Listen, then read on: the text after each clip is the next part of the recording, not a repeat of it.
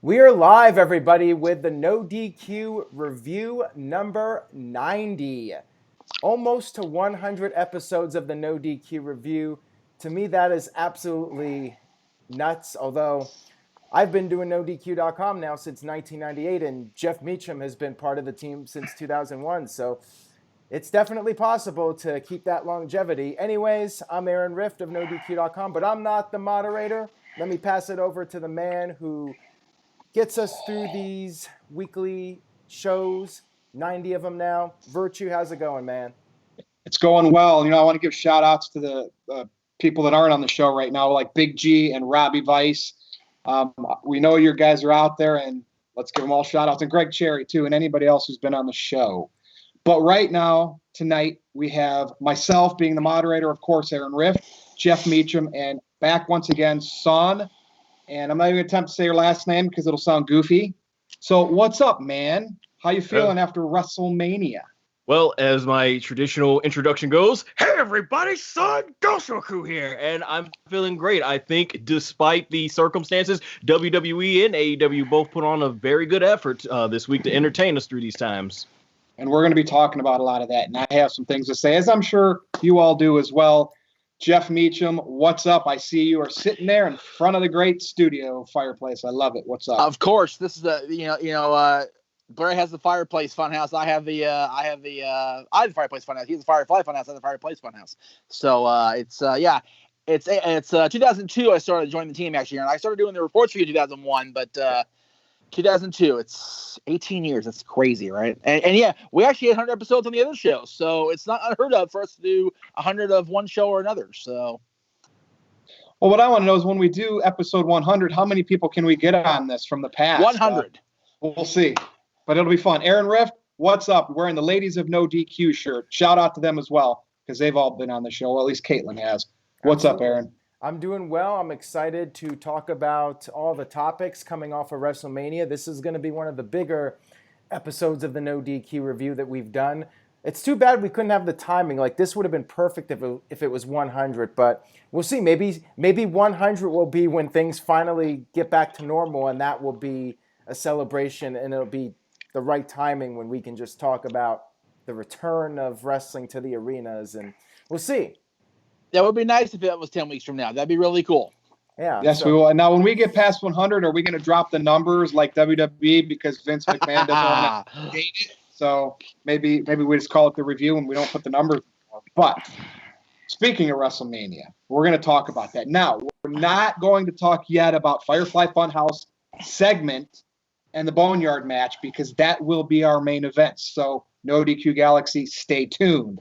However, opening segment here, we will talk about WrestleMania and the fallout. You can tell me what you liked, what you hated. For instance, we have new champions. Charlotte Flair is the NXT Women's Champion. Braun Strowman is the Universal Champion. Of course, Drew McIntyre is the WWE Champion. Hey, and even Bliss and Cross are the Tag Team Champions. And of course, I do have something I want to say about the Last Man Standing match, but let's go around the horn first. Son, since you are back this week, I'm going to start with you from that portion of WrestleMania, the actual matches that took place in the ring or in the Performance Center, like the Last Man Standing match. What were your final thoughts?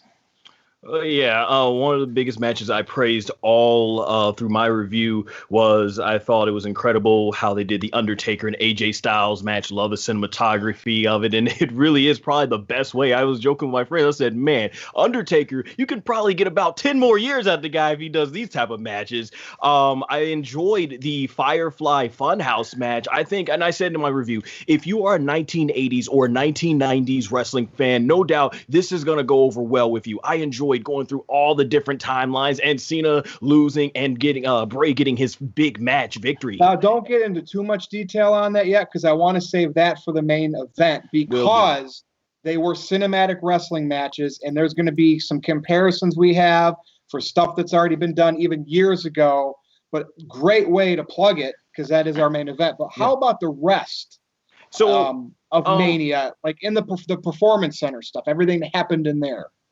Yeah, I thought some matches were a little bit hit and miss, but overall, I thought it was a great effort from everybody. It's more so moments to me that I think stood out. I enjoyed Otis and Mandy finally getting their moment because it was such a great story build. Enjoyed Drew McIntyre finally getting his world championship, and I thought the ladder match was incredible. And that's about mostly it. I mean, just like here and there's some moments that shine, some moments that don't. And I assume we're going to be talking about NXT later, so I'll just hold my thoughts for Charlotte and Rhea later. Gotcha. Jeff, what do you think here? Because there is something like feedback I've been seeing on the internet making me absolutely angry about a particular match here. I want to see if somebody brings it up and talks about it first. If not, I'll bring it up. What's your thoughts here on Mania? Well, first of all, I made the decision to cover night 2 live on my channel, and it was exhausting, to be sure. I didn't realize how long WrestleMania really is. You don't realize how long WrestleMania really is until you're sitting there actually covering the entire thing verbally and visually. Aaron and I sat through 32 when it was in Dallas, and that was a long show just watching the damn thing, but covering it was very long. So I think overall it still seemed like a long WrestleMania day, even though it was shortened per day. Edge Orton came off very well. I think the criticism to that match is a load of crap. I think people just harp on the negativity on it far too much. Then there were some spots in there that weren't, particularly kosher with today's audience. I think you guys know what I'm talking about, and I'll let you further on that virtue. But I thought overall night 2 was better than night 1 in most respects. I feel the featured attraction that we're going to talk about at the end of the night, I feel night 1 is better than night 2, however. And I was legitimately surprised at the NXT Women's Championship match results. I know that people were, thinking that because they weren't going to move forward with TV, maybe they were going to keep the belts on Rhea. So I figured, okay, I'll go with that. I was legitimately surprised and pleased that Charlotte became the champion. Aaron, now I know you've talked about this. You want to add anything since this weekend that's come up? Thoughts, changes of opinion? Did anything sink in more? I just thought WrestleMania was a really solid event under the circumstances. I do think I liked night 1 a little bit better than night 2, just because I feel like Drew's moment would have been better with a live crowd. There were a few matches I felt would have been better with a live crowd. Drew McIntyre, Brock Lesnar being one of them. And also Edge versus Randy Orton, I think, would have been better with a crowd. And also, I mentioned this on my live stream, I was not a fan of the commentary for that match. But Edge and Orton, they gave it A+ effort, and hats off to them for being able to perform for that long. Edge being gone for so many years, coming in and doing a 40-minute match. I mean, that's quite impressive as far as I'm concerned. And I really enjoyed night 1 with the Boneyard match to close the show. I enjoyed Seth Rollins and Kevin Owens. I thought that was one of the best matches of either night. And it wasn't the greatest WrestleMania of all time, but certainly wasn't the worst. And overall, I was very entertained. So I think WWE did the best job they could for the most part under the circumstances. The criticism that they get is for going forth with the show because of the virus going on and putting the wrestlers in harm's way for traveling and this and that. But when I see wrestling fans, we knew it was going to happen without any fan, with no fans there. So it would be better. Look, no fan around the ring, fan base around the ring is going to dictate if something is good or not good. I don't care. Does the pop help? Yes, especially when you're there. That's when you're watching it TV. Like if you're watching something on TV and you want the fans to be loud to enjoy it, it's like, what the hell? I mean, sitcoms have the fake clapping. So my criticism is I don't care if there weren't fans there. That did not make any of these matches any less. Edge and Orton specifically, people saying it went too long. Okay, you're idiots. It went too long. Think about this. For 40 minutes or however long the match was with no crowd, they kept doing this. Now, I don't know if they stopped, and restarted, right, to take breaks. We don't know that. Was it awkward with the 10 counts? It's awkward with fans cheering, the people climbing up the ladder slowly. Whether fans are there or not, these things are always awkward about wrestling, climbing over the cage. What I saw with Edge versus Orton, they put everything they could, knowing they were entertaining millions at home, and they did crazy stuff. I don't care about the Benoit thing. I didn't think that one bit. For the people that did, okay, Benoit hung himself on his weight equipment. Did Edge hang himself? No, Randy Orton did it. Randy Orton could have been in a ring and put him through the ropes and hung him through the ropes where his feet were dangling, right? And we wouldn't have thought anything of it. Stop trying to find negative stuff every second about wrestling. This WWE gave this to us. We can criticize Vince McMahon all we want for doing it, for making these performers travel with this virus out there. But the fact is it happened. No other sports are going on. We got to watch it for 2 nights. Sure, some of the stuff could have been better. Stop picking stuff apart, people. This last man standing match was fantastic. It was the best thing of the weekend that wasn't cinematic, because I know Edge and Orton put everything they could into this, because it was Edge's return match, and of course it couldn't be in front of a crowd. So with all of those factors, it was fantastic. Nobody should be picking any part of that match apart. If you are, you're fickle. You'll never be happy. You just want to keep complaining. Anybody else want to piggyback off of that? Well, that was my rant. Again, I will piggyback. Can we start a conga line? Holy cow! Yeah, absolutely. Jeez. I still think the announcing was terrible for that match. They should have been calling it like Jim Ross would be calling Steve Austin versus The Rock, not calling a golf game, as far as I'm concerned. But go ahead. And again, announcing is announcing, right? I'm not watching a match to hear announcers. Now, when the crowd's going, it's part of the soundtrack. It's part of the soundtrack, and it's stupid, because you can like announcers and great announcers, but when you're sitting there, I didn't like that announcing for that match, then you just should say, you basically shouldn't have watched Mania. Now, Aaron, I know you do it for your job, but like, JR is great. Mauro Ranallo is great. They add to these matches. But when I'm watching an empty arena, I'm just watching the 2 wrestlers perform, because I know they have to go extra, because it's different performing in front of a crowd on TV that's not there, that you don't know what they're going to say. So like, I give it a pass. So was the announcing great? No, but I'm not going to sit there and criticize anything from that match. Maybe other things of the show. Maybe JBL was the wrong choice, but they got him there, right? Probably not many to choose from. I'm not going to criticize.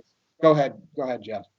To counter that, a totally different era. Let's be honest. But in 1999, when Foley and The Rock did an empty arena match, they had Vince. Yes, it was heel Mr. McMahon doing the voiceover, and I think Vince added to that match because he was so invested in his corporate champion. So maybe the absence of a commentator there would have been a different point of view than we had on that match. I think this one, I don't think the lack of commentary hurt this match at all. I just think that, it depends on the storyline. It depends on the person in the announcer booth, the announcer table, or you want to call it. Like, it's Vince the complaint culture. Nobody wants to be happy. It very much so is. Right. We want to all criticize something because our ideas are better in our head. And I get that. And Aaron, you have every right to say that. I'm just saying, for me, like, I was so invested into and maybe because I did backyard wrestling, I went through barn walls. I did indie wrestling as a manager. I took bumps on the ring apron. Maybe because I've done that stuff, I was watching this match to see all the crazy stuff they were putting their bodies through. So it was a different point of view, I guess. Son? I just wanted to add with the whole Edge. I actually went back. One of the reasons I went back to watch this match a second time, because I heard so many people say that it was a long match. And I do agree that they could have cut it down a little bit longer if they wanted to. I do agree that the commentary could have been a lot more enthusiastic. But at the end of the day, I'm still okay with the match. And I thought it was great just because Edge and Randy Orton, they were the main source that carried the match. So I can go either way. I understand the complaints, but at the end of the day, Edge and Randy Orton definitely carried the match. And that's what made it for me. And it was a great tour of the Performance Center. So, anyway, exactly. We will come back to the Firefly Funhouse segment. Go ahead, Aaron, and the Boneyard. Okay, so we do have a couple of super chats. Let me read these off real quick. Psycho Jet Black with the first one of the evening, $2. Thank you for that. He says, WrestleMania 36 is way better than WrestleMania 32. I think we would all agree on that. I don't think that's much of a stretch at all. No. And yeah. Caleb Jacobs with a $2.82 super chat donation. Interesting amount there, Caleb. He says, don't sneeze. Exactly, for 2 reasons. Number 1, Vince doesn't like it. And number 2, if somebody sneezes, we're going to think that person might have the virus. So don't do it. Don't do it, Jeff. Don't do it, Virtue. Don't do it, Son. I try. Do it. Hey, and Strowman got his title. I mean, people were down on him, and they put it on him because they had no choice. Although I'm interested in what really went down there with Billy Boy, if he really did not want to drop to Strowman. Somebody in the chat room asked, like, what's going on with Goldberg. I think it was probably just a case of Goldberg not wanting to defend the WWE title when this coronavirus is an issue. So he basically said, I'm dropping the title and I'm not wrestling again until things get back to normal. And I don't blame him for that if that is the case. I don't think there's any truth to this talk that Goldberg's leaving the company or anything. I just think he doesn't want to be performing, and at his age, he probably shouldn't. Now, we do have another $5 super chat from OG85. He says, WrestleMania 36 was great. We should thank WWE for entertaining us with this unfortunate pandemic and just enjoy what we got. So there you go. Well said, OG85. And we ain't done talking about it. We'll circle back around at the end. But let's talk about Raw after Mania. Why? Like, we know the Raw after Mania is supposed to be like this exciting thing, people showing up, returns, whatever. Why did they promote this like that all show and all we got? Sorry, nothing against Nia Jax and the Big Show. But, like, that to me, now, if there's anything to complain about, don't complain about WrestleMania. Complain about what they tried to present Monday night on Raw. Like, Jeff, I'm going to start with you. Nothing against Big Show, but seriously, they couldn't find anybody else for that spot. Now, I understand he had the show and they want to promote it. I'm sick of that. They can put a commercial a couple times throughout Raw to promote it. They don't need him to show up and job to the new champion. And then, of course, Nia Jax, whatever. I mean, what do you think about it? It sucked. Raw sucked. Raw did suck, but there's things to consider with the Big Show, and I don't know what the structure of their TV deal is with USA or NBC or whatever the hell you want to call it.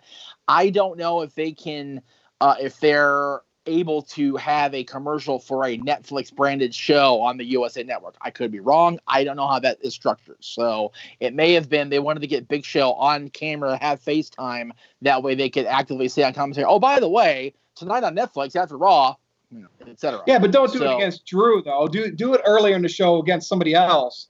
Agreed, you know what I mean. Agreed, and I am with you on that. I think it made it for enough surprise, but because I had myself going, oh my God, they're gonna screw Drew McIntyre here. Oh my God. Oh, they put in the Big Show. Oh my God, could you imagine the fallout of that? Oh, yeah, can you imagine the crap storm that would have been generated that would have happened, and the amount of controversy it would have generated? It would have been crazy. Now, as far as Nia goes, Nia Jax coming back is not the story of 2020. I mean, yes, she had whatever it was, double knee surgery or whatever it was. She came back from a serious injury, and God bless her for coming back. And I'm great. It's great that she's back, but she's not a Raw after Mania style return or debut or whatever. So for them to promote it like that was absolute hot garbage. Just not necessary. One cool thing in there. So it's just the thought that they thought Nia and Big Show, one of those or both of those would be a cool Raw after Mania. Like they could have. There was just no effort, and I get it. They pre-recorded some of that stuff before Mania. Then Mania happened. They're very limited on what they can do. Aaron, thoughts on this? Well, first of all, I had no problem with Big Show coming in there and facing Drew McIntyre. It makes Drew McIntyre look all that more impressive. He beat Brock Lesnar and then Big Show 20 minutes later. That, to me, gives him more credibility as champion. I don't know why people were so upset about Big Show getting this 99 2000 Big Show, though? 97 Giant? 90? He still had to wrestle twice in one night against a guy who is a monster. He is a giant. And I enjoyed it. And the fact that people got so worked up about it, to me, that was great. I think WWE did a fantastic job of pulling people's strings and getting them upset. And, it worked out because people were emotionally invested in the match, just praying that we would not see a title change. Other than that, I thought Raw was pretty lackluster, especially on a go-home edition, or not a go-home, the Raw after Mania. I just felt like they could have done more with surprises, but I get it. They wanted to get Raw in the can before WrestleMania. Hopefully we'll see some more interesting things happen. Like they really didn't do anything as far as storyline development, or the only character we got who was new was Bianca Belair, but she appeared at WrestleMania. And then, of course, Nia Jax came back, which I suppose was okay, but I'm not sure I'm really all that invested in her at this point. Psycho Jet Black with a $2 super chat says, do you guys care about Ricochet, Cedric Alexander, or Apollo? I cared about all of them until WWE booked them into obscurity. Ricochet beat McIntyre a couple times. I mean, that's weird. Yeah, now, I mean, I think there is some potential with the Cedric Alexander and Ricochet tag team. I think that they might be able to go somewhere. And Apollo, the problem is Apollo has gotten so many start and stop pushes. He needs a heel turn. I've been saying this for the longest time. Maybe if you turn him heel and give him some more aggression, maybe you can salvage him. And then ruthless aggression. There you go. We also have a $2 super chat from John. He says, Bray Wyatt and John Cena, that was the highlight of the weekend. Thank you for the super chat. We'll get there. Yeah, we will talk about that here in a few minutes. TR Sega with a 500 yen super chat says, thoughts of WWE with an open forum show for fans to provide feedback. Could this downscale negative criticism? They can't even air it on the network. Open forum show. That sounds like... That could go wrong. Yeah, that sounds like a disaster waiting to happen, in my opinion. Hear that train coming. Right. It's coming. Oh, I crashed. Son, your thoughts here. Like, I felt I would have been more excited for McIntyre to get challenged by an NXT star and beat him in that spot. But, like, I mean, a lot of those NXT stars live down that way by the Performance Center. They really kind of went away from all of them. I mean, I know Deonna Purrazzo was at the one that fought Nia Jax, and they did bring Bianca Belair in with Street Profits. But what's your thoughts here on the Raw after Mania? Blah. I will give WWE the benefit of the doubt. I mean, they probably didn't even know if they would be able to even shoot anything after Monday Night Raw, so I've kind of felt like they didn't want to make too much story progressive in the case since they did film it before WrestleMania. Honestly, I didn't really pay attention to the show. I just had it on the background with audio, just a lengthy match. I think they did something with what was it, the Street Profits, Bianca, and all that stuff that just went, I don't know how long. I kept looking back. It's still going on? Aaron, how did that's your favorite scenario. How did that match go? Didn't it go from one match to another to another? Yeah. Oh, that was so annoying. Like, they should have just done a 6-person tag match to begin with instead of doing all that BS. And they were doing stuff like that before the whole pandemic, even with the crowd. So I'm not a fan when they do stuff like that. But the one thing that did get me to turn towards the TV, I was like, when they had Big Show come out, these scenarios are always interesting because it's like if the babyface loses, they look dumb. But if the babyface wins, they look more triumphant. And I agree with Aaron. Yeah, it got everybody's heart racing. Like, oh, they wouldn't put it on the Big Show, would they? And it made Drew look strong. So if anything from this Monday Night Raw, Drew looked even more dominant. But I guess the question is, did Big Show main event WrestleMania, or did he? See, I never once thought Big Show was going to win that match. Matter of fact, I thought he didn't want it to be a title match when he told Drew, oh, I don't care if the title's on the line. And then it ended up getting put on the line. I would have rather seen NXT star. Could you imagine if that was Keith Lee? Or, you know what I mean? I'm just saying. But it might make him look heelish if you choose a baby. They did it because of a show Big Show is going to be on. And it's just, that's WWE for you because the type of company they are. All right, let's move on here. Speaking of NXT, we did get Gargano versus Ciampa. And this has been 2 years in the making. I wanted Candice LeRae to get involved with this feud. Of course, they wait till Johnny's the heel, right? Because it's all rinse and repeat. You know, let's redo we're a tag team. And then Ciampa's the heel, Johnny's the babyface. Let's do it again later, but this time the roles are reversed. That's wrestling for you, though. It happens. And so I'm glad they got Candice involved here. Of course, she's a heel with their hubby. You know, it is what it is. What's next for these two, especially after this? Who wants to start here? Well, I'll go first. Yeah, I'll go first on it. I just got through watching this like a couple hours ago. I like that it was very much filmed in a cinematic way, but as Aaron was saying in his review, they kept it realistic. So I thought it was cool. And I thought it was great storytelling because in the beginning, I had no idea what Candice handed to Johnny, so I didn't even think much about it until the end. I'm like, oh, that's what it was. And I am so glad to finally see somebody put a cup. I've been like, has Road Dogg not been telling these guys since like the King of the Ring 99 how to prevent these low blows. So it's refreshing to finally see Johnny plan for that ahead of time. I thought the match was fine. Having no atmosphere, therefore it gave it a difference of this rivalry and great storytelling. Like I said, in the end, I wonder if Ciampa is gonna end up going to the main roster now because they said it's gonna end, and I'm looking forward to it. I thought it was really well done, especially the Candice LeRae part.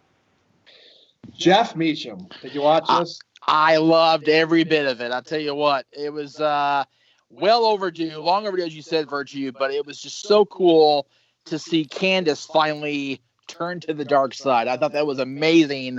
Aaron and I have been following Candice for a long time. She's a SoCal indie girl, and it's been cool to see her development, and she very rarely did dabble into the heeldom, if you will. She was teams with Joey, and that was, it was what it was. It was goofy, but it wasn't really full on heel. This is going to be very cool to see Candice. And I like Brittany's suggestion in the chat room of having Scarlett and Killer Cross come up and actually face Johnny and Candice. That'd be a great feud. Didn't they do some little tease with that? Yep. So that's the stuff that wrestling needs. That's good. Exactly. Aaron Rift?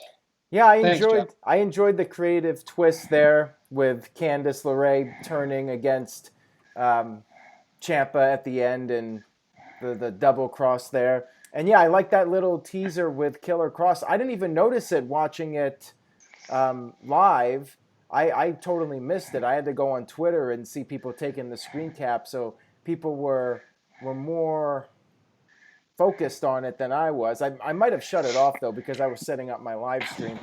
So I like that they did that, and I think it's time to move these guys in different directions. Maybe Ciampa goes to the main roster now finally. I know some people are dreading the idea, feeling like he's gonna get buried or they're not gonna utilize him properly, but I just find it hard to believe that Ciampa and Gargano will be able to keep separate on NXT. I feel like one of them needs to move on to the main roster. So probably Ciampa, because it looks like we could very well see a mixed couples match with Killer Cross and Scarlett against Gargano and Candice LeRae. So yeah, really good stuff from NXT. What's everyone's thoughts that NXT won barely on the ratings? Of course, viewers, but then there's these demographics. I don't understand all that. But any thoughts there that they haven't won in a long time, and then boom, last night they did? Or go ahead, Jeff. It's if you listen to other expert podcasts or whatever, the rating numbers are what they are. They're just numbers. They don't really indicate anything. But a lot of us live and die by those numbers. And if you go by the bare basics of it, NXT had more overall viewers than AEW for the first time in a long time, and I think that's indicative of how invested people were in the Gargano Ciampa resolution, because this has been, they plugged it as the longest, most intense running feud in NXT history, and people wanted to see exactly how they were going to end it. Now, granted, AEW's got compelling stuff right now. They've got Jericho and Matt Hardy doing their thing. They've got Moxley and the thing with Jake Hager coming up. They've got a lot of things going in that, a lot of things bubbling in that pot that they're brewing right now. But NXT had the hot hand, and they showed it yesterday. And I was just going to say basically that I think it was a big takeover show and we didn't get to see these. So a lot of people are going to definitely tune in. They've been advertising these for weeks. So I think it makes sense. We'll see if they can keep the momentum going, though. Yeah, I don't know. But it's like AEW dipped pretty good, though. It's NXT kind of stayed where they've always been, but AEW is losing some traction without their crowd. That's very interesting. Yeah, I just thought that NXT should have done better considering how much hype that they've put into Gargano and Ciampa. Like, that has been the focal point. This has been several months and even years in the making, and it didn't really do a very impressive number as far as I'm concerned. Yes, they did beat AEW, but they beat them by 1,000 viewers, and they still lost the 18 to 34-year-old demo. Psycho Jet Black with the $2 super chat says, Ciampa for Raw, SmackDown, or 205 Live? Interesting question there. Definitely not 205. I think he'll be better off. I think right now I think the show it would benefit more from Ciampa's presence would have to be SmackDown. Well, I wouldn't mind him going to Raw to feud with AJ. Like, that could be a really fun feud. Yeah, but how long do they keep AJ buried alive though? How long do they sell that? Yeah. And So I'll are just add, we I think assuming Ciampa's going to the main roster from this? what else is Based on the left for him fact that. Sorry, son, go ahead. I'm sorry. Well, yeah, I said what else is there probably left for him to do in NXT? But I think Ciampa, because of his promos and his character wise, I think he can probably do pretty well on the main roster. So hopefully we'll see where they go. But hopefully, yeah, not 205. Yeah. I didn't even know 205 Live was still on. We're gonna heat the chat room for that one. Oh boy. Okay. Now the Elite deletion, I'm sure at some point it's going to happen. Jericho and Matt Hardy, and Tony Khan wouldn't have them doing these promos and promoting it if at some point, we don't know when they can film this stuff, but I would imagine it's going to happen. But there's a lot of heat I see. Some people are like, why does Matt Hardy continue to do this? It's burned out. And last week we talked about, well, Jericho's never been in this bubble yet with this. Maybe he wants to partake in this broken universe, and he wasn't able to do it because of where he worked and where Matt worked before. So I like this. I feel if Jericho is doing this and now they're promoting the Elite deletion, I want to see this. Now, our main event tonight, we're going to be talking about WWE's versions of cinematic wrestling. We know they've attempted to do it before with the House of Horrors match and it failed. The stuff they tried to do with Matt Hardy woke and it wasn't the same. It was Vince McMahon not allowing it to be the same. But something worked with these two segments that we'll talk about in our main event. So with that said, people should be excited to see Jericho in the Broken Universe, the Elite. Look, we know this isn't the type of stuff that's supposed to headline a pay-per-view. You have your Moxley defending your titles against Hager's. That type of stuff is your main draw. But Aaron, what do we always need in wrestling? We need an escape. We need sports entertainment to help fill the show so it's not all in-ring action. That's what this stuff that Matt Hardy's brought to the table and people years ago have brought to the table.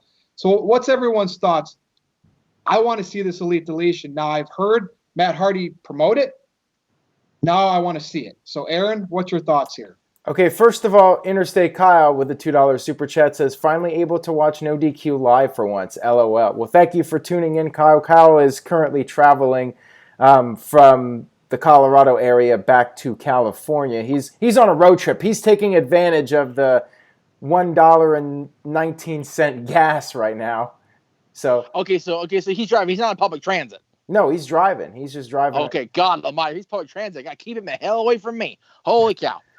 Anyways, I just find it funny that some people are saying AEW's copying WWE now, and I'm like, wait a minute, Matt Hardy's been doing this for years. How is this copying WrestleMania? I think the timing is right. I did see one comment in the chat room about it being too soon for the Elite deletion. The problem is this is the best time to do it, really, because they have no audience, and it's a match that's going to be recorded at the Hardy compound, not with a crowd. Now is when you do it. You don't wait until there's crowds again. I would say get this done as soon as possible. The match that really needs the crowd is the Blood and Guts match. So you want to hold off on that until you can do arena shows again. Plus, they really can't do a match with that many people as it is. I think it's a great idea, and to me, it's fresh because it hasn't been done in AEW, and Jericho is adding a whole new layer to this. Yes, he's making exactly. it very entertaining as well. It's not just Matt Hardy; it's them playing off of each other. So I love it. I love Jericho interacting with Vanguard One, and I think Jericho's been great with it. So I love it. I love Chris Jericho getting into the Broken Universe and being part of this. I find it to be very entertaining. Man, we're getting a lot of thumbs down tonight. We got 7 already. Hope it's not you, Kyle. Kyle said that he's also getting $30 hotels. So there you go. Jeff Mead. I love how the European Intercontinental Championship picture of the year 2000 is in the main event of AEW. I think that's fantastic. Both these guys have come as far as they've come in, and they're still both very, very capable performers in 2020 as they were in 2000. You got to remember, Chris Jericho won the WWF Championship in the year 2000, if you really want to technically, go by Raw terms. But both these guys still have a lot of gas up in their tank. They're both putting each other over as far as the back and forth commentary and the Comedy Compound videos. It's a very great presentation. Again, you mentioned this, Virtue. We need that sports entertainment distraction to get away from the in-ring stuff, because the in-ring stuff's only going to carry us so far in a quarantine environment, as far as, how often can we be close to one another? How often can we do in-ring stuff compared to stuff like we saw in the main events of WrestleMania, like we're going to see in the Elite Deletion, like we're going to see, in the empty arena match between Moxley and Hager. We have to keep changing things up, keep things mixed up, and keep the audience guessing. That way we're, as the audience, are going to be entertained, not come on here and bitch for an hour. Yep, I agree. Now, Son, are you into this cinematic wrestling stuff? Because we're going to be talking about it soon here in the main event again.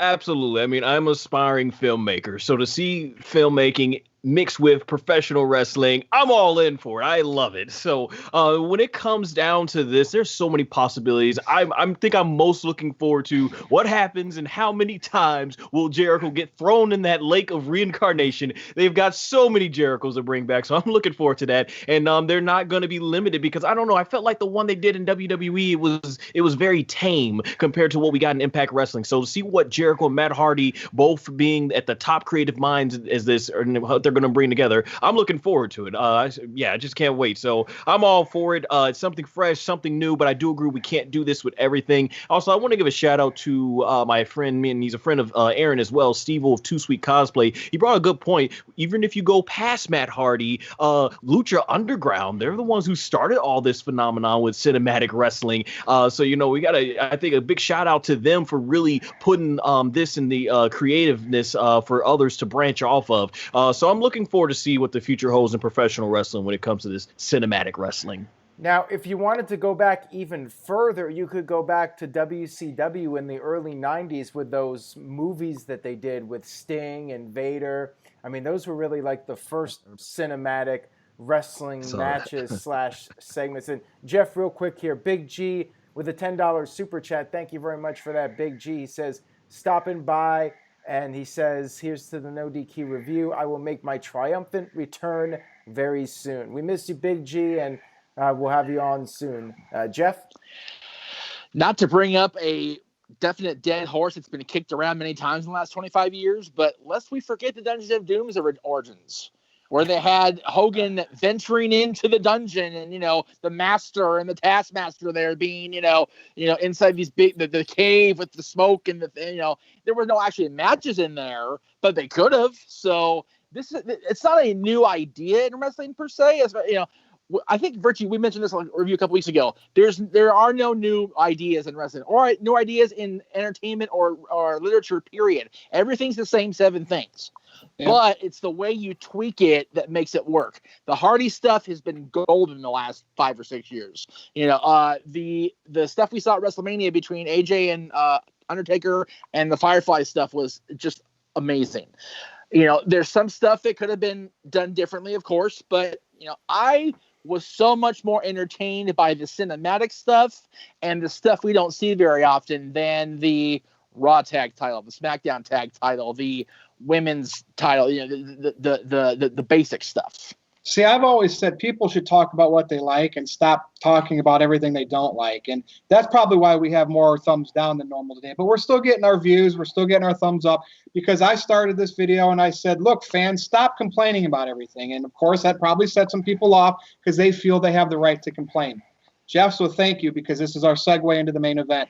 We had the Boneyard match. And what tickled me to death on that is when the stills came out. I'm surprised there were some pictures from the recording of that leaked out online, but my suspicion, my hunch was correct. Jeremy Borash was on hand for that. And I believe the film crew that came into town for this, that helped with this, people that he knows, I believe, speculation, but that's what I think.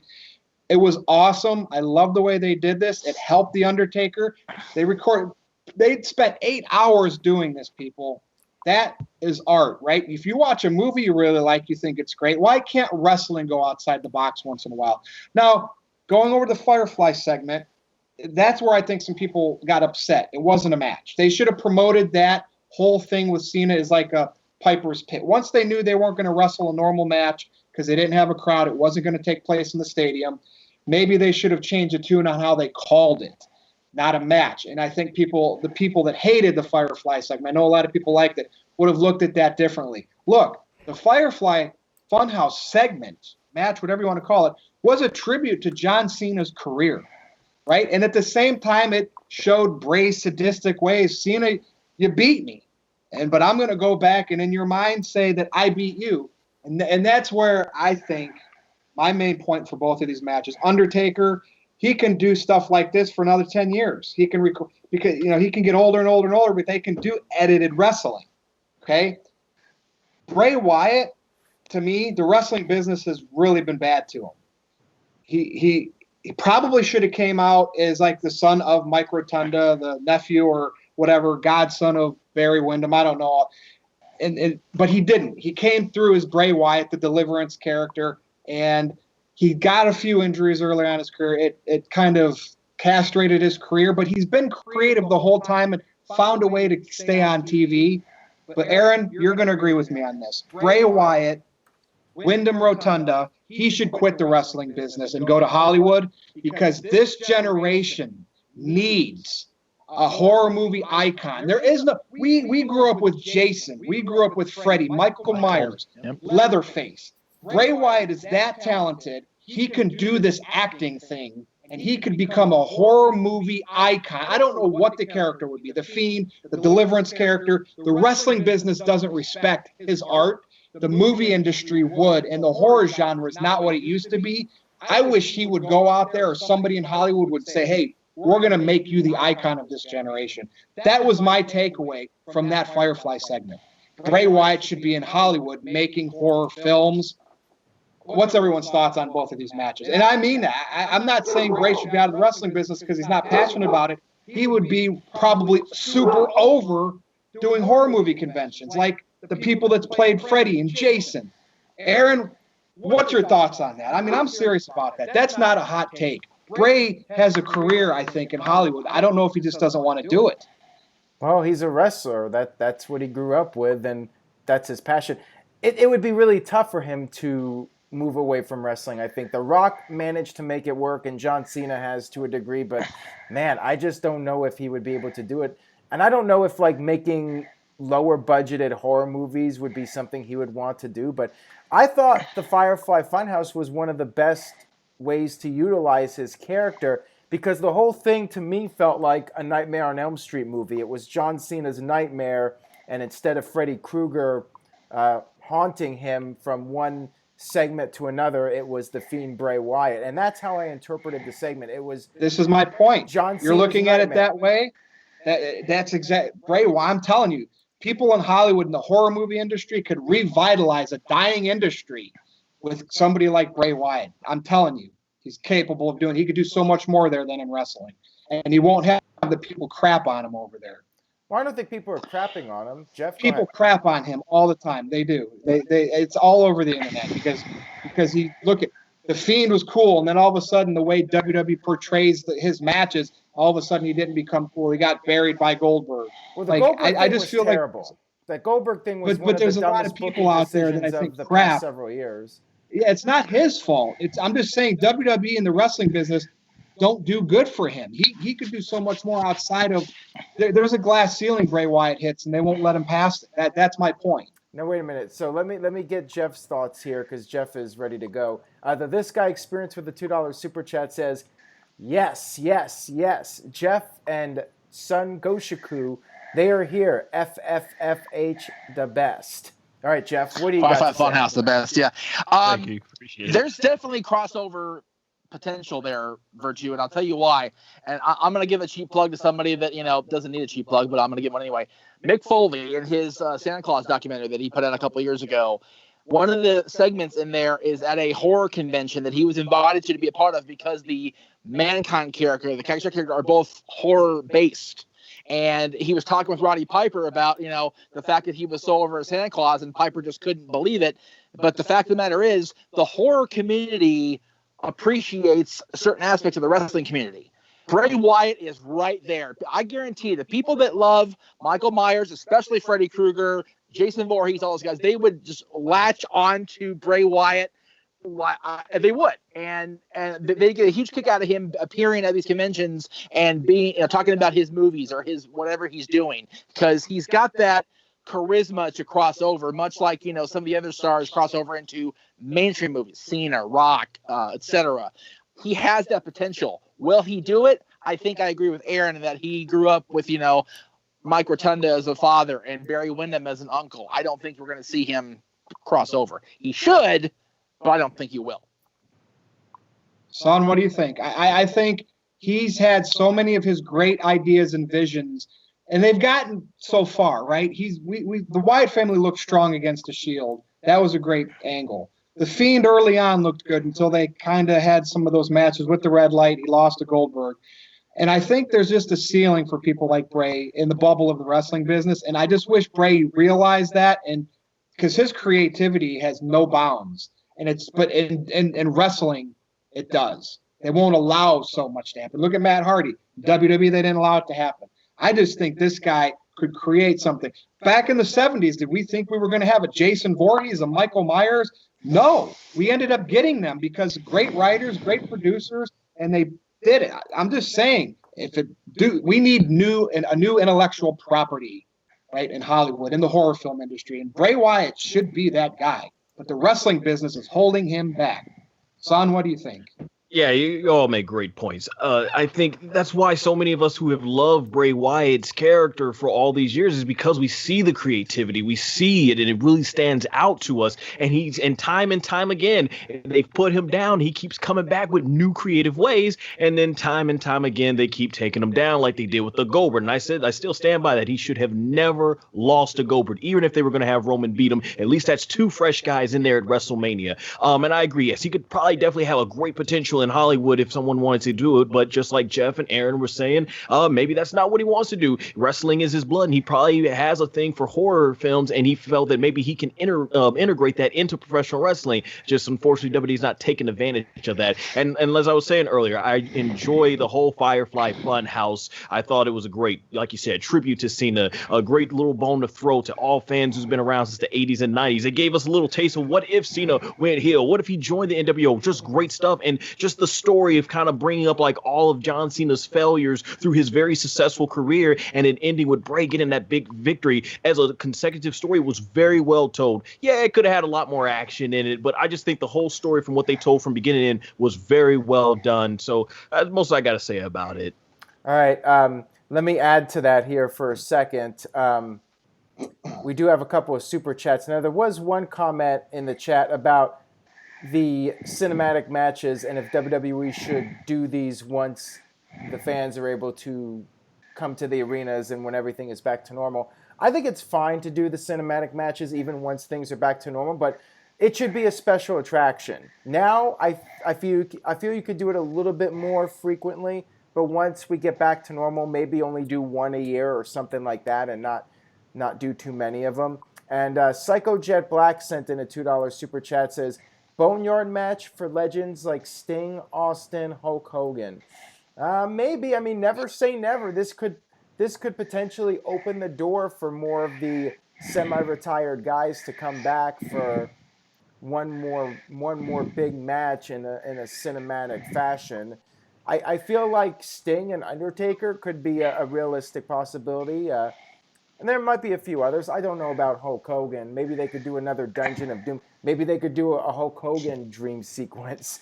Same like. You mind if I add a point for Sting versus Taker? I was just thinking that yes, Sting versus Taker. This might be the best way to get this match here in 2020. And if they want to really put some good budget on it, I haven't seen the movie, but Terminator: Dark Fate with Linda Hamilton and Arnold Schwarzenegger. At the beginning of that movie, they used some really good CGI to de-age them. If they can get Taker and Sting and put in some stunt doubles and just mix and edit it all together, we might get a cool. Maybe get transported back to 1998, and then the match ends with them back in 2020. I mean, I think sky's the limit if they go all the way out for that. I wouldn't mind seeing that. Well, they could do it like that Scorsese movie where Al Pacino and Joe Pesci and Robert De Niro are all made to look like they're 20 years younger. Maybe they could do that. Yeah, they could do that with Undertaker instead. So I'm not surprised. We got to go back around the horn and talk about the Boneyard match. I'm not surprised that wrestling fans, they can't get it out of their head. Bray Wyatt's a wrestler. He'll always be a wrestler. I'm sitting here looking at his talent. If I was this big mogul, if I was Rob Zombie, or you know what I mean, a young Wes Craven, and I saw somebody like that, I would have been like, God, let's bring this guy. He can be so much better than what he's doing in professional wrestling. I just think a lot of fans would appreciate it, and I think Bray could make a good living because you can't wrestle forever, right? I mean, especially a guy that's been hurt a few times. Now, Boneyard match, Jeff. What do you think this does for AJ? We even had a little fake hand with his glove on it. But going forward, what can they do with AJ? He's pretty much done everything, but what do you think about the Boneyard match? I loved every bit of this presentation except for the glove thing. And I think only because I get they have to show there's some life left because they can't actually kill a guy on TV. I get that. Much like Undertaker in '96, much like with, whoever, they can't actually kill a guy in the air, and that's fine. But overall, the presentation was everything it needed to be. We got enough of the American Badass and enough of the Dead Man to quench our particular Undertaker thirst, if you will. It came off very well. I love the Metallica song inclusion because from what I hear, Fred's still being a dick about the Limp Bizkit music, so they couldn't get, rolling, which, honestly, I thought him coming into Now That We're Dead came off so much better than I agree. Rolling Hitting would have been, oh my God, it's nostalgia. But that slow burn Metallica song I thought came off so much better. Yeah. So, but the fight was great. The inclusion of Gallows Anderson was great. The Druids were good. The finish was funnier than hell. The whole sneak up behind him on the tractor, that was really very cinematic, like you said. Just very, very well filmed. Very, very well done. And if I would have changed one thing, it would have been the hand at the end. But again, you have to show some sort of life. AJ going forward, I would keep him buried for at least a couple weeks. That way they sell that he's off TV. But at the same time, Undertaker's not there. So if Undertaker's not there to bounce off the momentum of that win, what do you do with AJ, in a loss? It's a very confusing dynamic that they have set up there. See, and AJ did great in this match. Like, he did. I mean, he's always been the wrestler, right? The wrestler. And for him to do a sports entertainment, like, I thought he stole this show.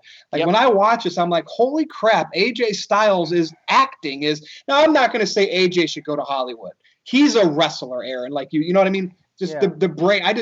When I see Bray, I'm like you. I'm a horror movie buff. I can't stop I have to keep talking about that. But AJ is a wrestler, so I appreciated that in a different way than I did the Firefly Funhouse, because I'm like, damn, AJ, this is good just to do this once, and then you can go back to wrestling, and maybe even though you got buried, this could revitalize you as a credible heel or turn back to a babyface son. What do you think? I thought AJ Styles stole this. He had the moment the coffin opened and we expected the Undertaker and it was him. I was like, wow, this is going to be good. What do you think? Yes, indeed. It stole the show of night one and probably played a big role into why I thought night one was the better of the two Mania nights. Everything from the start and AJ's troll. That was one moment where I kind of got to him like, oh, the fans would have been booing that so bad. I was like, But definitely, I enjoyed it. Everything. I love having the Undertaker back to just trash talking like a human. I thought he cut some of his best promos during that whole biker gimmick time. So it was great. I thought it was well laid out. Taker selling. I mentioned that, how heavy he was selling, and just him morphing back into the Dead Man. I mean, just everything about this was really well done. And like I said, I think it breathes new life into what you can do now with the Undertaker's matches. I don't know how much more time we got with Taker, but yeah, this is definitely, I think, a great way, and it was great for AJ Styles. I mean, we knew he's going to get a good match as well. And I told some people that I was talking to about this is that there's no way, had they did a regular match, it would have been that good. Right. So it's definitely, it benefited from them having 8 hours to shoot and Taker being able to take breaks in between. So like I said, I think it was really well done, just the creativeness of it. Yes. Aaron, any final thoughts on this? Any more super chats? Well, yeah, we do have a couple of super chats. So we've had this suggestion in the chat room about AJ Styles becoming a zombie. That would be a bit ambitious as far as gimmick changes go. I just think the best course of action is to keep him off TV for a little bit. I mean, we all know it's entertainment, but let him sell being buried alive for a while, and then he'll come back down the line, and somehow he recovers from it. Alex James with a $2 super chat says Virtue sucks. Would put him in his place in a debate. Whoa! Okay, well, I love Big the challenges. I challenge. mean, Big I challenge. can't wait for that show where the majority of people say that I got crushed. Isn't that what you build to, the heel losing? Except these are my real thoughts. So, yes, bring it on. Set it up. Get a hold of Aaron Rift. All right. Hey, I got a quick question for you guys. How would you have felt if when they panned the camera down, because some of the people that were watching with this, they were saying it would have been great if they had AJ Styles just having in his with his arm sticking out the too sweet sign. That would have been cool. That would have been pretty funny. I like that, actually. The music, Aaron, that was just, I love the way they did the music there. By the way, soundtrack. Virtue, you mentioned Jeremy Borash. I got to give a shout out to a buddy of Aaron and mine's from SoCal, Ryan Katz, GQ Money and XPW. He was part of the production team on the Boneyard match, and they did, like you said, an incredible job. So bravo to the entire team who did that. I got a kick out of that whole thing. So anyway. Yep.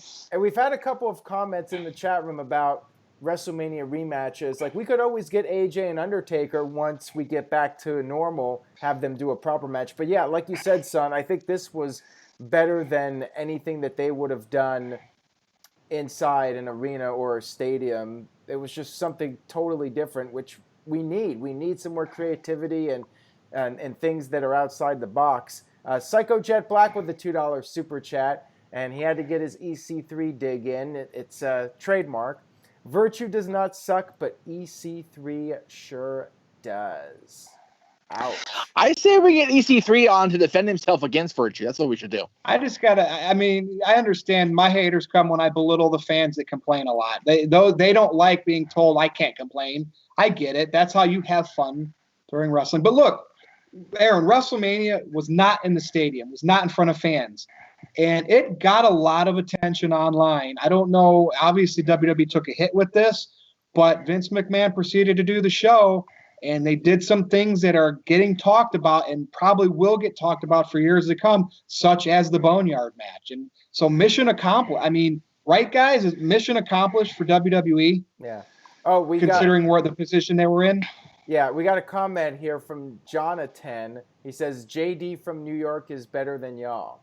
What? JD from New York is better than us? WrestleMania sucked. Everything about WWE sucks. It all sucks. Vince McMahon is a cocksucker.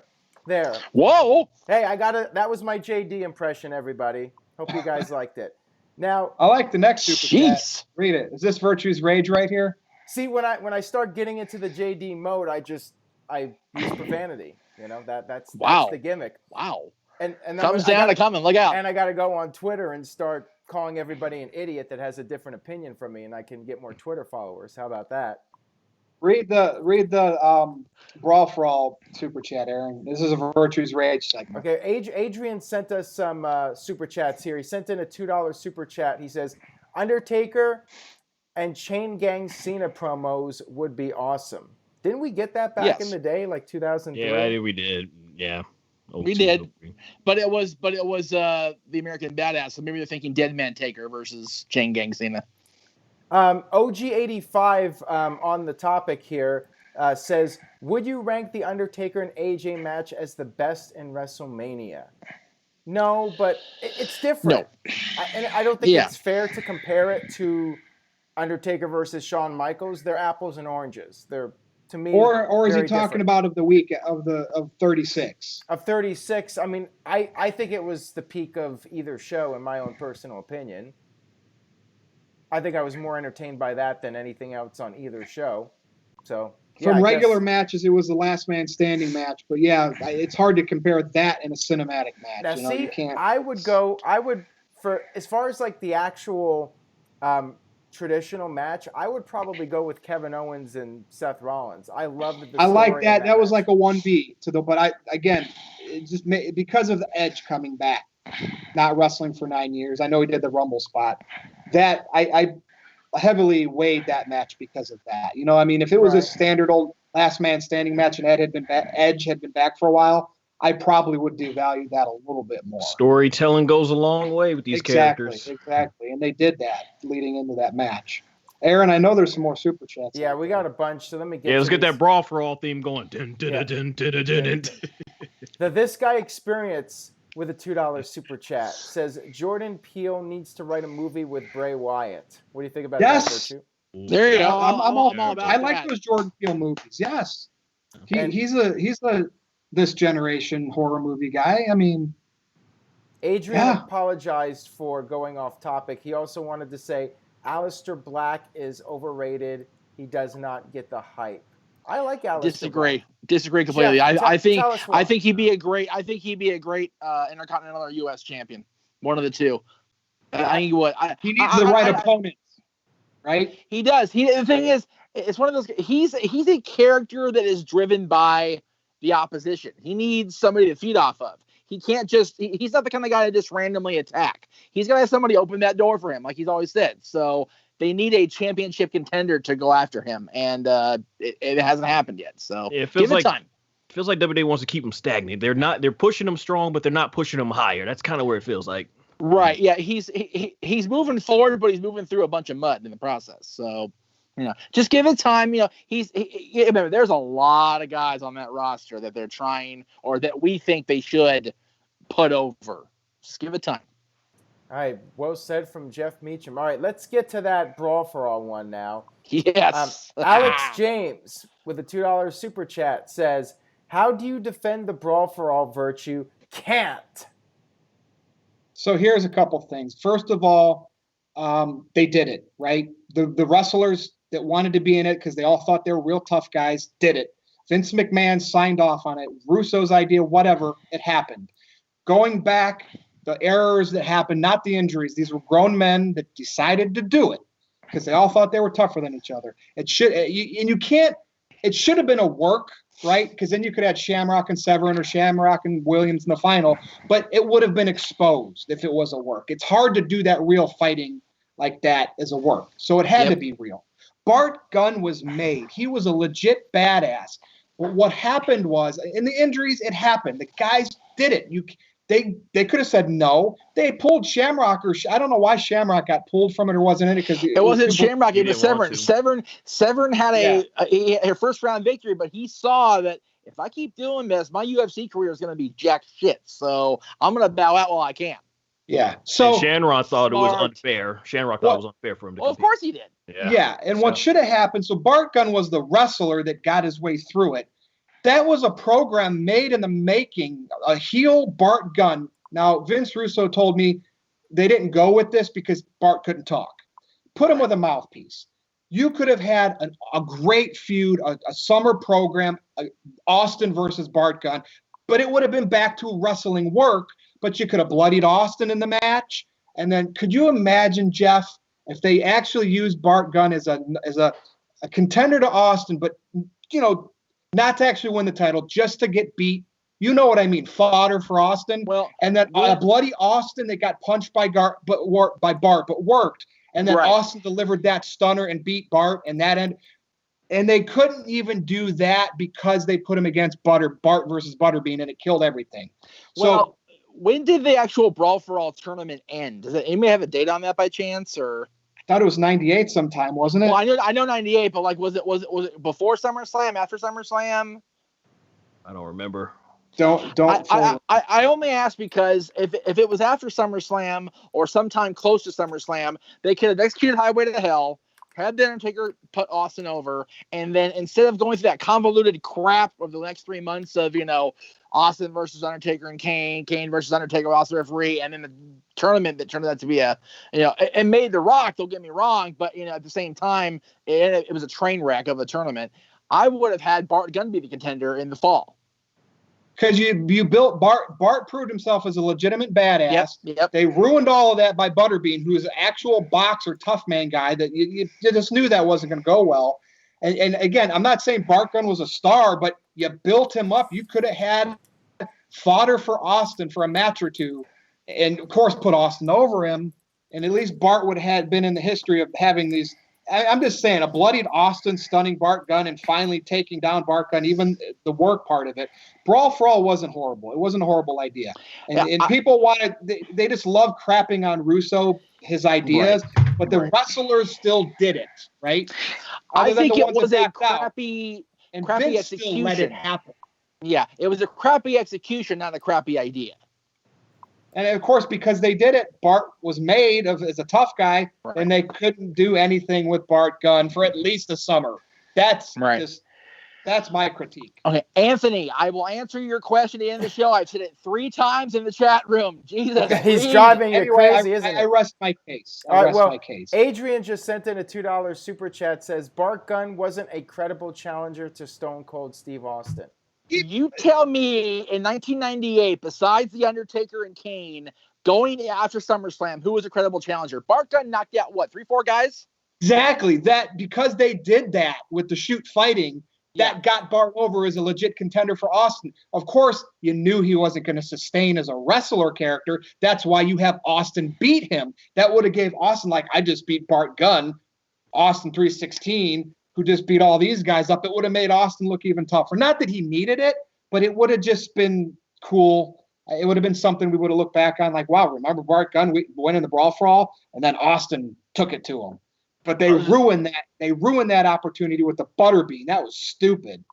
I was just going to say that's a good point, Jeff, because now that I think about it in the fall, they just had the triple threat match with Kane and Undertaker, which gave me one of my favorite Vince McMahon moments. You don't have it anymore. It's mine. When he was sticking his middle finger up and stole the skull title. That was a cool moment. That was very cool. The Judgment Day, the first firing on television. So we got mostly the Kane and Undertaker stuff from the fall. But yeah, they had to go back to Kane and Undertaker because who else? They were still building up the Rock. When did the Bart Gunn and Butterbean boxing match happen? Was that at Mania? WrestleMania the following year. So according to the chat room, the Brawl for All ended just before SummerSlam, 98. Right. So they had from August 24th until March 28th, and they had Bart Gunn sitting there with his thumbs up his ass, doing nothing. Stupid. Sorry, granted, if they didn't see star in him, you could have healed him up just to put Austin over him, you know. Could Austin overcome the guy that's going to punch him out? You know what I mean? Exactly. I don't know. And again, I just said for a program. I didn't say this had to be a legendary feud, but they could have got some. They had Bart Gunn made for a program, and they blew it. Yep. He took out the baddest dude on the roster, Dr. Death Steve Williams. He took out the big bad bully, Bradshaw.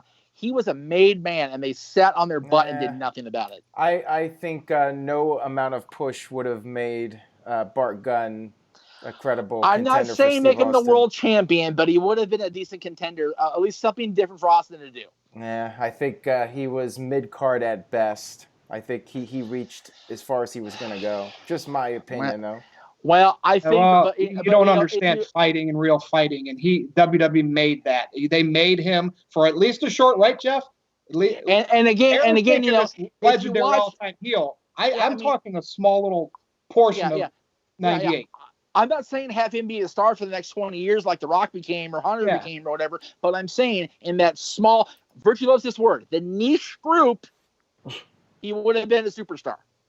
Now, wait a minute. At least for the short term. Psycho Jet Black just sent in a $2 super chat. Says Brawl for All 2 or Kennel for Hell 2? Brawl for All 2 in a heartbeat. Well, you got a lot of legitimate guys now with Brock Lesnar, Jake Hager that you can use now. Don't let Brock Lesnar near that. He will kill everybody. It'll be a one-sided affair. Are you kidding me? Yeah, no way. As the 90s guy said, this is the most anybody has talked about Bart Gunn ever. Well, you could thank Dark Side of the Ring for that. Dark Side of the Ring. Him winning the Brawl for All and didn't let him have a small program with Austin, or you would have talked about Bart Gunn more back then. That's what the point is. That's not rocket science, people. Right. Not Jinder Mahal in a year run. Now, wait a minute. Here we go. We got a $10 super chat from Adrian, and he says, Gunn was a mid-carder at best with no charisma and could not cut a promo. Austin would have eaten him alive. Vince knew this and buried him at Mania. Shamrock or Blackman more credible. You know what? I would have said that Jeff Jarrett would have been a better opponent for Steve Austin than Bart Gunn. Okay, and I understand that, and I'm oblivious to actually what happened with the Brawl for All and what it really was. Yeah, It was to get Dr. Death over, and he got beat. Right. Okay. No. Russo admitted this last night on television. The brawl for all was designed to put Bradshaw in his place, and Bradshaw got knocked the hell out. Yes. Bradshaw got his ass knocked out, and more power to Bart Gunn's going to be the one to do it. Because I can't stand Bradshaw. I think he is a bully. He's a hell of a commentator, but he's a hell of a bully too. Hey, you're talking about a future Hall of Famer. Who put Bradshaw in his place? He's going to the Wrestling Hall of Fame. I don't care. Say that one more time. Who put Bradshaw in his place? Bart Gunn. And so, Aaron, if you don't think Bart Gunn was ever worthy of Austin, what was that one more time, Jeff? He still at least put Bradshaw in his place. That's what Bart Gunn. He should have done it. He should have done more damage. The only reason JBL was champion for years because Bart Gunn was retired. Dude, Brawl for All is a hot topic. That's why we talked about it a little bit. Somebody put it in the super chat. I'll go ahead and say it. Because Stone Cold Steve Austin is my all-time favorite, and that's the thing. If you didn't want Bart Gunn to take on Austin, then just don't script it that way. But they decided to do this unscripted, and so now reality, we're seeing what happened with Bart Gunn. And I don't think there's nothing wrong with just putting him in there for like a one-time match with Stone Cold Steve Austin. Show all the footage of him knocking out somebody believable that's going to take out the Texas Rattlesnake. That would have been fine, but they didn't capitalize on that. So that's all I got to say on that. And son, I'm just calling for a bloody Austin to stun Bart Gunn and end it. That's all I wanted. Yeah, I am not advocating Bart Gunn being the world champion. I refuse to co-sign on that nonsense. Right. But have him be a contender and then get dropped by the stunner, that's money. So good super chats there. Anything else, Aaron, before we close it up? Omar with a $2 super chat says, would you rank WrestleMania 36 as one of the greatest? Not as good as WrestleMania 15 with Bart Gunn getting destroyed by Butterbean in 30 seconds. How about that? Oh, it's a legitimate boxer, that tough man boxer. Yeah, okay. Psycho Jet Black with a $2 super chat says Bart is better than Jinder Mahal, who's better than EC3. Agreed on all three people. Well, I thought WrestleMania 36 was pretty good. Like if I was gonna rank it, it's in a league of its own. It's in its own category because it was different due to the circumstances. But I think it was, honestly, I think it was a top 10, maybe 10th or 11th, top third of the WrestleManias. I'll say that. I agree with that. Figured it's 36, so top 12. Yeah, I agree with that. Well, let's bring it home. And yeah, I did not hate WrestleMania 36. It could have been one of those where I didn't even really want to do a review this week, but we did. And we ended up talking about Bart Gunn. Michael wanted to know what we thought of the ladder match finish. I'm not sure we talked about the ladder match. I really enjoyed it. I enjoyed the finish. I enjoyed the match. Good stuff.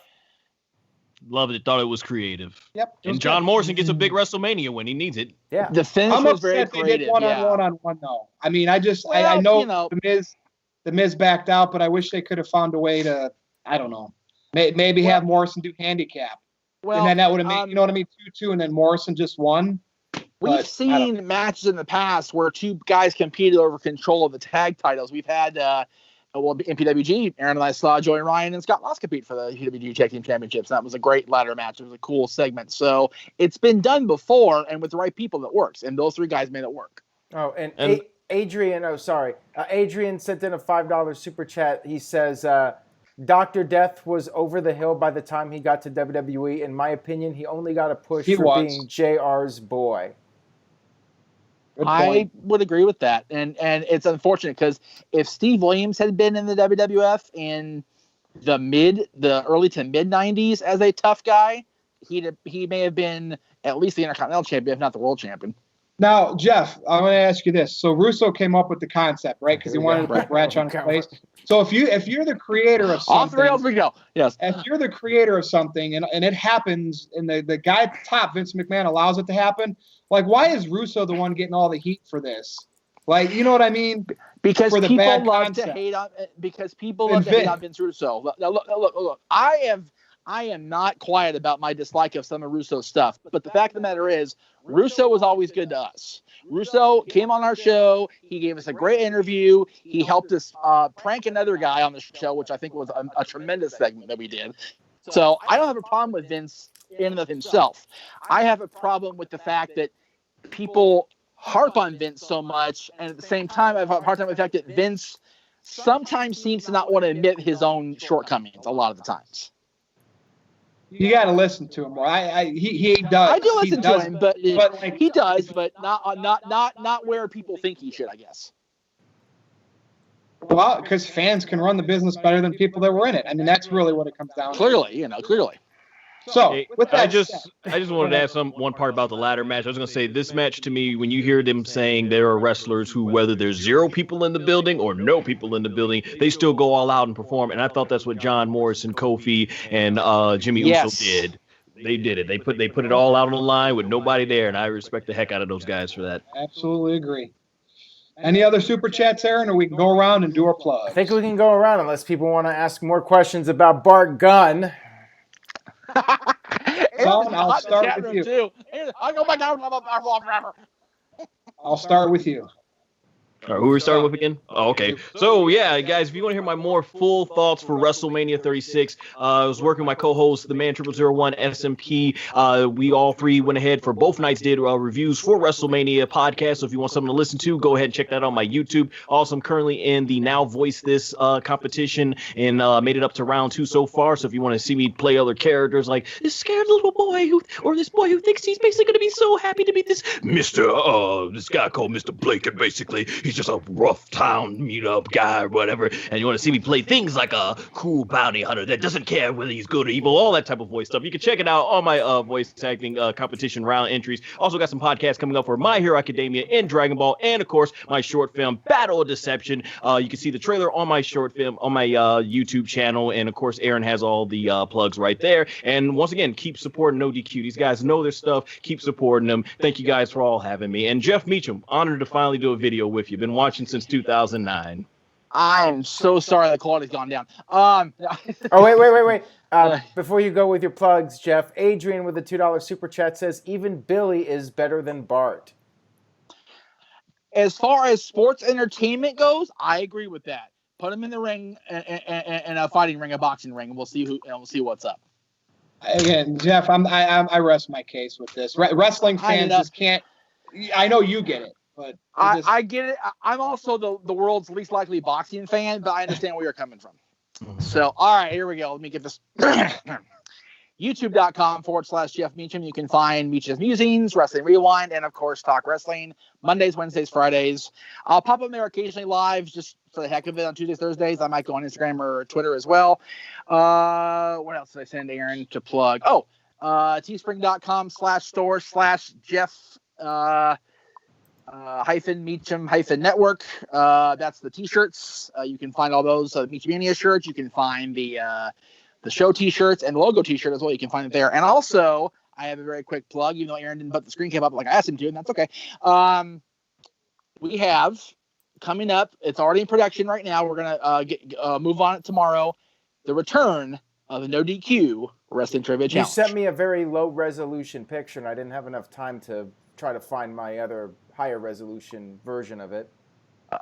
Oh, I thought. Okay, that's okay. That's right. It's okay. I could have sworn I high res it. That's okay. It's fine. Yeah. So yeah, Greg and I are in production. We have a challenger lined up. We should be filming tomorrow, hopefully. Plug. And Greg, I did not correct my mistake on Twitter. I put a thing out there saying which championship I have not seen defended. One of them was a lie. Well, Greg corrected me on my own damn trivia because I was WrestleMania 24, and the ECW championship was defended at WrestleMania 24. So they're all true. My bad. Virtue, Aaron, whoever's Aaron's turn. Okay, let's see here. Psycho Jet Black with a $2 super chat says Bart Gunn versus Goldberg and Kennel from Hell 2. Oh man, that sounds really horrible. Like, has Bart Gunn even wrestled in the past 20 years? I haven't really heard anything from him in 20 years. So, yeah, I don't know how that would turn out. And this guy Experience says, did you guys get my other super chat, Benjamin versus Morrison ladders? I don't remember one about ladders. Let me look here and see if I can find it real quick. But anyways, let me do my plugs. NoDQ.com, of course. Make sure you guys stay tuned for the very latest. And again, I ask if you guys can just share a link to this video on social media.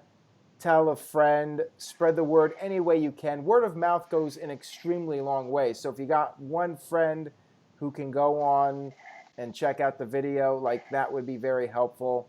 And unfortunately, I cannot find that super chat, so my apologies for that.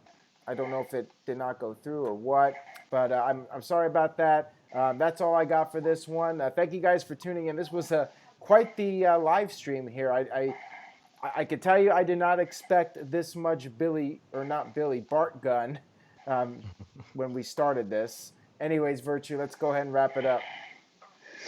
Follow me on Twitter. Troll with me on Twitter at NoDQ_Virtue. Go over to my Facebook, NoDQ.com/Virtue. I will give you my opinion on anything wrestling. I will tell you why Bart Gunn won the Brawl for All, and it was great that he did. If it was a mistake, they could have made something for it and didn't, or just rewatch this video since we basically talked about Bart Gunn for 20 minutes. For Jeff Meacham, the West Coast professor. For San Goshiku. San Goshuaku. Goshuaku. Go Shuaku. And for Aaron Rift, I am Virtue. Thanks for watching, and we'll see you next time.